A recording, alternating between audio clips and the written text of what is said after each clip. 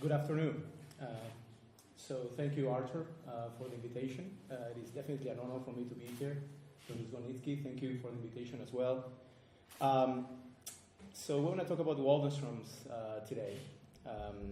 I am the clinical lead for Waldenstrom's macroglobulinemia at the Dana-Farber Cancer Institute. Our clinic is exclusively focused on patients with Waldenstrom's. Some physicians find that hard to believe. I joined the group a couple of years ago. At that time, we had 1,200 patients in our database. Today, we have 1,800 patients in our database, and they keep coming. And I would say 90% of our patients are from the United States, 10% are from outside of the country. They come to see us from South America. I guess they know I speak Spanish. And they come from Asia and the Middle East and Europe. And we're happy to see them, happy to help them. Because it's a rare disease. You know, we have 1,000 new cases in the United States per year in a country of 300 million people. We believe there are approximately 15 to 20,000 Waldies, as we call it, in the United States at any given time. And seeing 1,800 patients in our clinic on in a totality, then makes us really try to learn and try to help the best we can. So today we'll talk about that. We're going to talk about the disease itself. We're going to talk about some of the new genomic findings and how we have applied those to change the way we treat patients.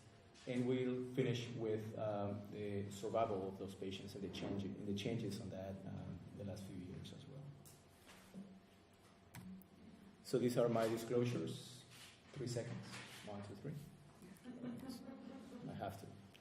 So Dr. Waldenstrom's. Dr. Waldenstrom's was a Swedish physician who described this condition in the 1940s. He didn't only describe the macroglobulinemia, he also described a number of other conditions such as Bruton agammaglobulinemia. He described autoimmune hepatitis, and he described a number of different clinical syndromes.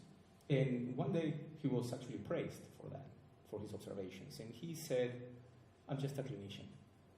Humbly said he was just a clinician. Anyway, in the 1940s, as you already know, the world was at war. And there were few places in the world where the war was not ongoing. So the Nordics were actually having a lot of science going on. In Latin America, there was no war, but we were just sipping on mojitos and Cuba Libres, maybe. Not a lot of science going on at that time. But at that time, Dr. Waldenstrom was actually very busy and described this syndrome that we're going to be talking about today. Waldenstrom's macroglobulinemia is, by the WHO classification, a lymphoma. It really falls into the plasma cell dyscrasias, but it's a lymphoma by definition. So I like to think that we are kind of a gray zone between a lymphoma and a myeloma to some degree. So the key here is that in the bone marrow, we need to find 3 different populations. We need to find the lymphocyte population, the plasma cell population, and the lymphoplasmacytic population. So they are right there, 3 separate families of cells, but they all belong to the same clone. So you have already 3 clones within the same clone. More likely than not, we have multiple clones within the same clone. So this gets a little more complicated as we move along. But the diagnosis is made by the findings in the bone marrow of these monoclonal cells. But you need to have these 3 components to actually make the diagnosis. So in the bone marrow, you usually see a diffuse or sometimes nodular infiltrate. I think this is the key for most of our pathologists, an excess of mast cells. When you see this appearance and you start running all these tests, sometimes you get down to a point in which your pathologist said, well, it looks like a B-cell lymphoma with plasmacytic differentiation. It could be a lymphoplasmacytic lymphoma, it could be a marginal zone lymphoma, and that's basically where the report ends. So the use of mast cells sometimes can help. Mast cells are much more abundant in patients with Waldenstrom's than what it is in marginal zone lymphoma. So we can use that as a key for our help. Now, we can also see lymphadenopathy, splenomegaly in a portion of our patients, not a large majority. And we can also see a diffuse pattern at that time. So here you can see different bone marrow biopsies, and you can see a very homogeneous looking bone marrow, which is not, it should not be the case. So we have a bone marrow and then asteroids, and you know, it's just the disease taking over the body. Now, when a patient comes to see me and they say, well, my IgM is 1,000, what does that mean? And I'm like, that means absolutely nothing to somebody else. So if this person walks out of my door and he starts saying his IgM to all the patients that are in my waiting room, 1,000 really means nothing for everybody else. And this is the reason why. These are individual people, all of them, at diagnosis. And this is IgM and this is the bone marrow involvement in terms of percentage, as it's reported by our hematopathologists. And we really see that there's no correlation between the bone marrow involvement and the IgM production.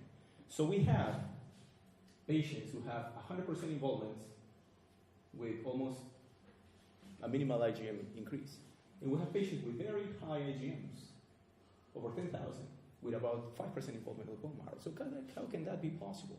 So that means very likely that some cases are oligosecretors and some cases are hypersecretors. And we need to have that in mind. Now, the reason we use IgM for response and diagnosis is because within the same patient, it really makes sense to follow the IgM. But they cannot compare to the next patient that comes through my door. So I hope that concept gets clear. Now, Waldenström's can present in different ways, and it's very heterogeneous in presentation. Anemia is by far the most common reason why patients with Waldenström's need to be treated. Approximately 80% of our patients. Now, anemia was classically thought to be secondary to overcrowding of the bone marrow, which is, I would say, a very common situation. But now we know also that patients who have Waldenström's also have an excess of production of hepcidin in their bloodstreams. So we can actually see a portion of patients with Waldenström's who actually have iron deficiency. And you should scope these patients. But when you scope these patients, upper and lower, you will not find a reason for the blood loss. And the reason is there is an absorption problem. And we need to be very mindful of that. Because these patients sometimes can get intravenous iron and then get a little bit more mileage out of intravenous iron rather than immediately treating because of the anemia. So we need to investigate the iron deficiency. The other reason is cold agglutinin anemia. You know, hemolysis secondary to this IgM-mediated autoimmune hemolytic anemia, but this happens also in approximately 5% of patients. There are other reasons why to treat patients with Waldenström's, so how they present. These hypersecretors, I was saying before, they have a very high IgM. IgM is one of the largest molecules in the body, so we have what we call this hyperviscosity syndrome. Now, less and less we're seeing this, but I would say at this time 5% of our patients present with hyperviscosity, nosebleeds, headaches, impaired vision, blurry vision doesn't correct with glasses, and things of that nature. On the other hand, very similar to lymphoma, we can see some adenopathy and splenomegaly, but this happens approximately 20% of the patients only. It's not in the large majority. The large majority of our patients are bone marrow disease only, very much like myeloma. We have patients who present with neuropathy, and neuropathy, it is the bane of my existence, and I will tell you that, why I mean by that a little later. And we can have patients who present with cryoglobulinemia as well. There are two syndromes here that are not mentioned, but I will have to touch base very briefly on them. One of them is renal dysfunction. We see renal dysfunction in myeloma 30 to 40% of the times. In patients with Waldenström's, it's 3 to 5%. It's not very common.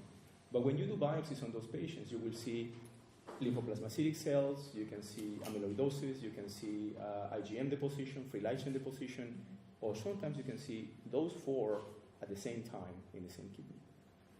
And the second one is CNS involvement by Waldenström's macroglobulinemia, which we can see in approximately 1% of the patients as well. So there are a multiplicity of syndromes that can be associated with Waldenström's in that sense. This is a couple of pictures of hyperviscosity, and we can see initially the retinal vein dilatation. We can see some punctate hemorrhages. And obviously, these are indication for immediate treatment. So even if the patient is feeling well and the IgM is probably around 4,000, which sometimes is not immediately a trigger to treat, if we can find these signs of hyperviscosity, then there's no reason to delay our treatments. This is a patient with symptomatic cryoglobulinemia, for example. We can see some libido reticularis, some acrocyanosis, and once the patient is furesed, and that IgM and all these cryoglobulins have been removed from the system, or at least the majority, then immediately the skin goes back down to normal and the symptoms improve. And obviously, every time you're going to do plasmapheresis, you want to give a more definitive treatment following afterwards. Now, neuropathy. Neuropathy is probably one of the toughest things to treat in patients with Waldenstrom's. It's very common. We see initially around 20%. But if those patients, let's say, receive bortezomib or thalidomide, and we can start having, superimposed neuropathy. Now, neuropathies in Waldenstrom's are classically associated with demyelination. And in some cases, this is secondary to the presence of these antibodies, which is myelin-directed antibodies. But this is not the only type of neuropathy we can see in patients with Waldenstrom's. We can see axonal degeneration in patients with Waldenstrom's, which is sometimes secondary to severe demyelination. We can see some axonal damage.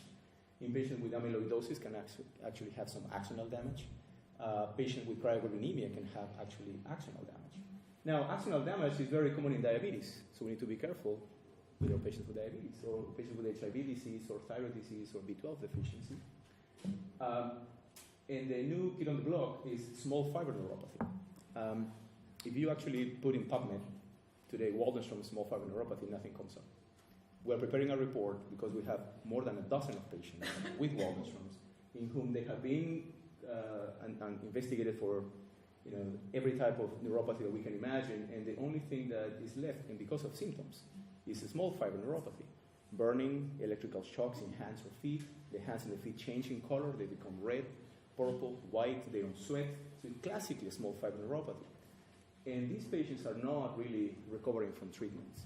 So patients with axonal losses, most of the time, do not recover from treatment either.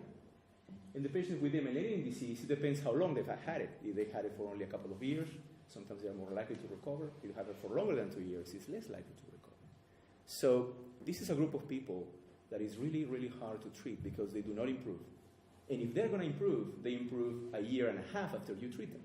So you need to make sure they understand what the goals of treatment are, specifically for patients with neuropathy. And this is how the treatment has been for Waldenstrom's. This is an older brother saying, someday all this will be yours, to the younger brother. And this is what the myeloma and the lymphoma groups have been telling Waldenstrom's for the last 15 years since rituximab came around.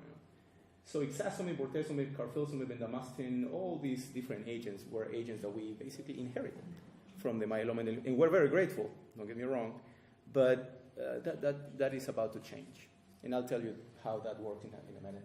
So NCCN, already mentioned, these are the different criteria to initiate treatment. I want to point out that IgM alone is not a reason to treat. IgM elevation has to be associated with a symptom for us to see the need of treatment. And the reason for that is Waldenstrom's is incurable. Waldenstrom's is going to be a long-standing diagnosis. So if we're not going to cure anybody or improve the survival of our patients, then we need to make sure that the quality of life is maintained. So for that, the quality of life has to be affected.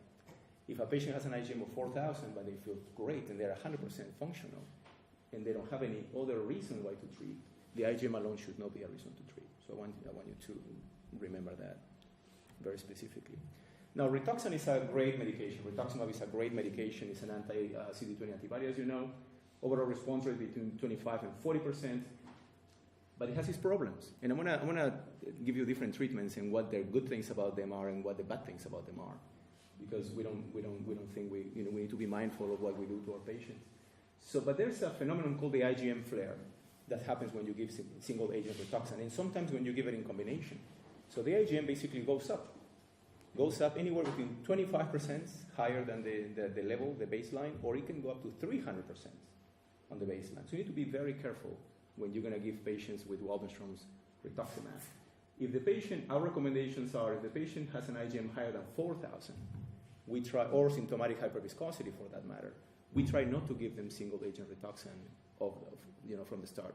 We like to pherese them first, or maybe give them some other type of treatment, either bendamustine or bortezomib or other approach, for a couple of cycles until the IgM drops down, and then you add the rituximab afterwards. In that manner, the likelihood of a flare is much lower. In patients with IgM neuropathy, cryos, or cold agglutinins, whenever you give the Rituxan and you have a flare, because these syndromes are mediated by the IgM, then all those symptoms are going to get worse during the IgM flare. And that flare can last anywhere between 2 to 6 months. So you need to be mindful of that when you're treating your patients. And the new kid on the block is a paper that's going to come out shortly from our group. It's called Rituxan Intolerance. Patients who have reactions on the first cycle, and they have reactions on the second, and react to the third and the fourth, and they continue reacting, and the reactions actually get worse as you get more Rituxan, the way it should not work, right? Most of our patients react on the first one, a little bit on the second, and from then on, the large majority tolerate it very well. So 7% of patients with Waldenstrom's in our database actually have worsening reactions to the point that rituximab has to be stopped. And when we compare it to CLL or follicular lymphoma, in the PRIMA study, is around 0.25 to 1% rituximab discontinuation due to infusion reactions. So the odds ratio for infusion reactions in people with Waldenstrom's is actually 10 to 20 times higher. We have tried in those patients sometimes ofatumumab, and that works, but I don't know if it is available here. Our good friend cyclophosphamide, we have been using cyclophosphamide for a while. There's a retrospective study from our group in which CDR was compared to RCDP and was compared to RCHOP. And we actually saw that the response rate and the progression-free survival was very similar between those three groups. So at this time, we are not advocating for adding vincristine or doxorubicin if you're going to use cyclophosphamide. So CDR, the Greek formulation, or CRP with prednisone instead of dexamethasone, both are really good options. An overall response rate between 70 to 90%, which is a really good response rate. A very good partial response for CR between 20 to 25%. So really good drugs, but the progression-free survival was a little short, around 3 years when given up front. Other groups of drugs, such as nucleoside analogs, such as fludarabine, for example, really good overall response rate, really good CRs as well. But the risk of transformation to MDS or AML is 10 to 15% within the first 5 to 6 years. So we need to be, very careful when we use it in younger patients, when we want to try to avoid this type of complications. Stem cell collection might be a problem if you think that these patients might be candidates for transplant down the road. So what we are doing is we're using less courses, a lower dose or less days to try to minimize, but we don't really know if that impacts the long-term toxicity from this drug. Bortezomib, based on 2 different prospective studies, and every study that I'm mentioning at this time is phase 2. There's very few phase 3 studies on Waldenstrom's, so I want you to have that in mind.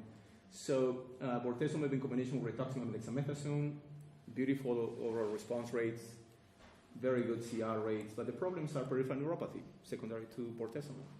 So what we're doing nowadays is giving it weekly, giving it subcutaneous.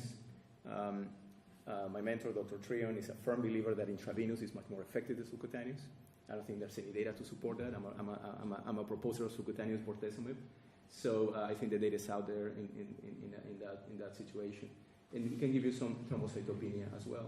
So something that you have seen so far is the overall response rates are very similar between all these different combinations. And I'll tell you how do we approach that a little later.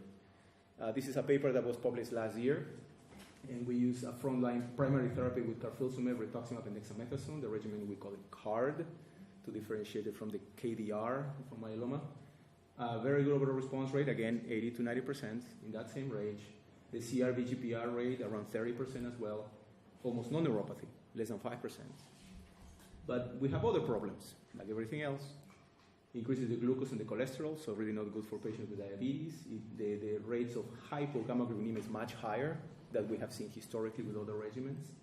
Some heart issues in terms of hypertension, coronary artery disease. And if the patient had a lymphadenopathy, more like a lymphomatous presentation, then the rates of response are a little lower. Bendamustine, I think this is one of the few agents that is supported by a randomized controlled study. They compared Benda-R versus R-CHOP. This is the RAML data. They did a subset analysis on patients with lymphoplasmacytic lymphoma. And we can see here how the progression-free survival, it was 69 months versus 29 months. And based on this, bendamustine rituximab is one of the regimens that we use the most frontline. It's really good for bulky disease, for patients who have a lot of bone marrow involvement, a lot of lymphadenopathy or big spleens, kind of a lymphomatous presentation. It works very well on those patients. But the overall response rate, 80% again, CR around 20%. There is not a formal specific Waldenstrom-specific study, but we did a couple of retrospective studies supporting this data, so we use this very often. There are some questions about using it in younger patients for stem cell toxicity, and obviously some rashes and reactions to bendamustine and cytopenias, but besides that, a very well-tolerated agent. The question of maintain versus not to maintain comes up very frequent in our clinic, and this is a retrospective study, and as a retrospective study, we have to be very careful on this recommendation, but there's some progression-free survival and overall survival benefits. There is an ongoing German prospective study on maintenance, but we don't have any results on that specifically for Waldenstrom's or lymphoplasmacytic lymphoma patients. Now, potential benefits, but also risks. Infusion reactions we talked about, increased risk of infections we talked about, and also hypogammaglobulinemia. So sometimes we end up actually cutting our patient's maintenance short at 6 months or a year if they start having any of these problems. Now we need to move away from all this, and how did that happen? Whole genome sequencing. Dr. Trion and his group in the laboratory ran a whole genome sequencing study in a number of patients with Waldenstrom's, and they found, different than myeloma, they found actually a recurrent mutation in patients with Waldenstrom's. The mutation is located in the MYD88 gene, which is essentially a toll-like receptor. And the mutation is a point mutation, and it always happens in the same spot. You know, is in the 265 codon, there is a leucine instead of a proline. So, and this was actually identified in over 90% of patients with Waldenstrom's. 90%. Myeloma wishes they had a MYD88, I think. So, but it's also seen in approximately a good number of patients with IgM-MGUS. So I don't think we can use the MYD88 as a diagnosis alone. We have to use it in the right context. But it's definitely a great advancement. So kind of a preview, the new WHO classification criteria will likely include MYD88 as part of the diagnostic work for patients with Waldenstrom's. So specifically in that sense, this study has been validated since then by a number of other groups in the United States, in Italy, in Greece, and other places, even in Asia, Japan, and India. So we know it's a real thing. We know it really happens, and it's present, and it's there. It's a good number of patients, approximately 90% of patients. Now, we have 10% of patients who do not have the mutation. Are those patients Waldenstrom's? Are those patients something else? And at this time, we are advocating for calling them Waldenstrom's because based on our preliminary data, we still see the B cell component, the lymphoplasmacytic component, the plasma cell component, and a high IgM. So syndromically speaking, they behave like Waldenstrom's. It's just they don't have the MYD88 mutation. So maybe we need a more sensitive test to actually show that they actually have a MYD88 mutation or not. But we are advocating for calling all those patients Waldenstrom's. Now, our good friend, Dr. Wang Yang, basically has come up with this cartoon. And you can see here that the MYD88 actually has to bind to itself up to some degree to be able to signal. So once the mutation has occurred, this binding doesn't occur only in response to an immune attack, but it's happening all the time. And there are different pathways here that are being used. So one of them is the BTK pathway. The other one is the PI3 kinase pathway, the IRAK1, IRAK4 pathway. And all this basically comes down to activate nuclear factor kappa B. So that's why bortezomib made a lot of sense in this specific sense to try to undermine the effects of nuclear factor kappa B. But there are other factors here that we potentially use for targeting. And that brings us to ibrutinib. Ibrutinib is a BTK inhibitor. As you saw in the prior slide, it's a good player that actually has to do with the signaling of the mutant MYD88. Now, ibrutinib is also being used in CLL, but in CLL doesn't have a MYD88 mutation. So they only have a BTK hyperexpression, overexpression, or overusage. So I think for that reason alone, ibrutinib might be a better drug for Waldenstrom's than what it is for CLL. This is the study that actually got ibrutinib approved by the FDA earlier this year.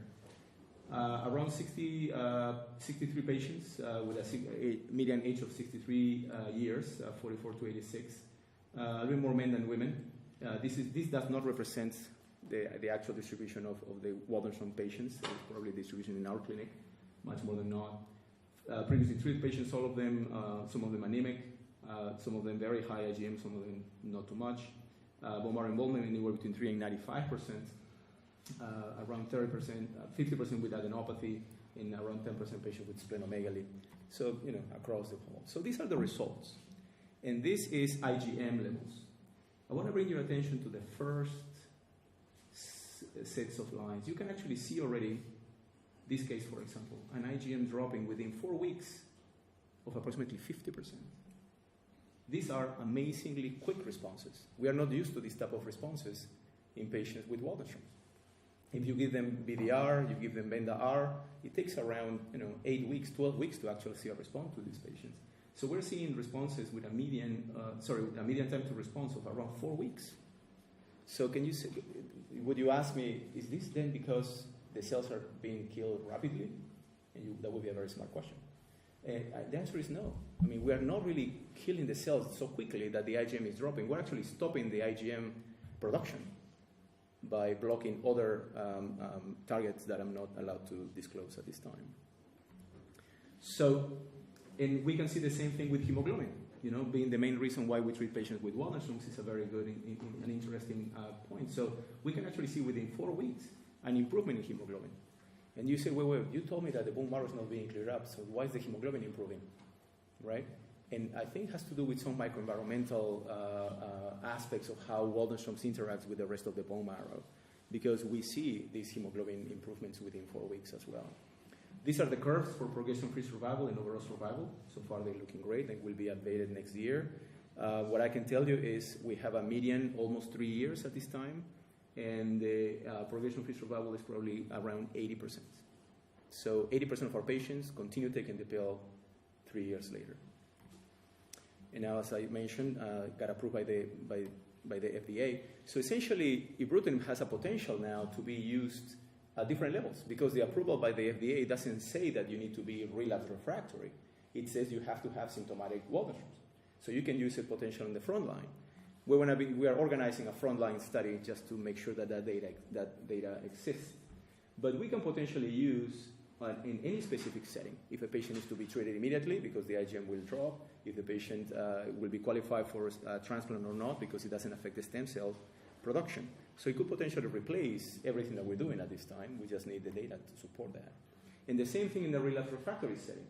It doesn't matter if you relapsed within a year or 2 years, or you were treated, you had two treatments or 9 treatments, ibrutinib will work. So we potentially can use it in this specific setting as well.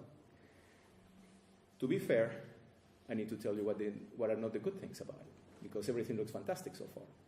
But I need to be balanced. This is one of the issues that we are seeing, and we don't know exactly what this means for our patients.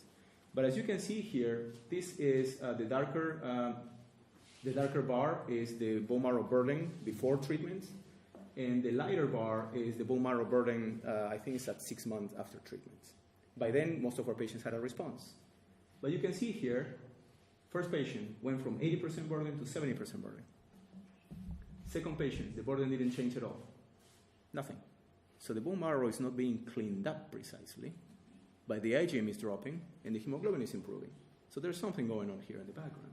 And we can see that this situation of no response is similar here, and here, and here, and so it's very, very rare the case in which we actually see a concordant bone marrow decrease with IgM decrease. More likely than not, we are not seeing that. And the reason for that is we can see the bone marrow drop median between 60 to 30%. So that's a 50% decrease in the bone marrow burden. But if we go back and look at the IgM, we have a 75% decrease on the IgM. So there's a little bit of a discordance in there. We're trying to investigate that a little deeper. Also, ibrutinib has its own adverse events: anemia, neutropenia, thrombocytopenia, rash, nausea, and vomiting. This happens frequently. These are infrequent. Well, actually, the increased risk of bleeding is real. We need to actually stop the medication once the patient is going to have a procedure of any type, biopsy, tooth extraction, endoscopies. We need to stop the drug 2 or 3 days prior, the day off, and 2 or 3 days after the procedure to minimize the risks. We have had patients who had compartmental syndrome after a bone marrow biopsy if you don't stop the drug, for example.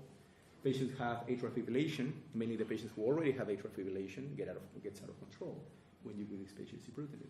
Now you could say, well, all these are potentially manageable. There are no problems with that. But I'm telling you, if a patient's going to be on a drug like this for 5 years, having a little bit of anemia, a little bit of thrombocytopenia, a little bit of rash, a little bit of everything lasting for many years, we have to be very careful about those toxicities. It's not a limited time in terms of the duration of treatments. Now, the second genomic discovery that we did, based on the work of our good friend Zach Hunter, was these mutations in the CXCR4 tail. CXCR4 is a gene that has to do with B-cell differentiation, and there's a congenital disease associated with a mutation in this gene. WHIM is a disease. It's called warts, hypogammaglobulinemia, infection, and myelocathexis. Patients are born with this. Our patients do not have the congenital form. They have an acquired form of WHIM mutations. But the difference between these mutations and the MYD88 mutations is that this is not a point mutation. It's not a recurrent point mutation. We can have point mutations, frame shifts. We can have mutations that transform into a nonsense or a missense protein.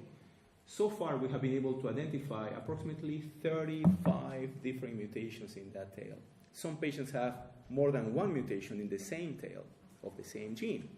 So we need to be very careful about this. How we're going to use this in the clinic? How we're going to use this in the community? We are basically doing Sanger sequencing to all our patients, but I'm aware that, I acknowledge that not all the hospitals can actually run that type of testing in their laboratories. There is one mutation that is the most common, but this happens in approximately 40% of patients. Then why do we care about this? Around 30% of patients will have the CXCR4 mutation. We care about this because in the era of ibrutinib, I just told you how fantastic it is, it really matters what genomic profile you have in terms of the response that you're going to obtain to ibrutinib. And this is the data to support that statement.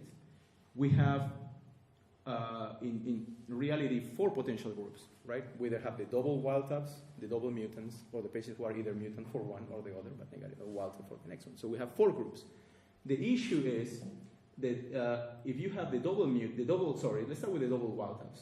These are patients who have no mutation in the MYD88 and no mutation in CXCR4. Around 7 out of 63, around 10%, so that's about right. And we see that these patients, the major response rate is around 25%.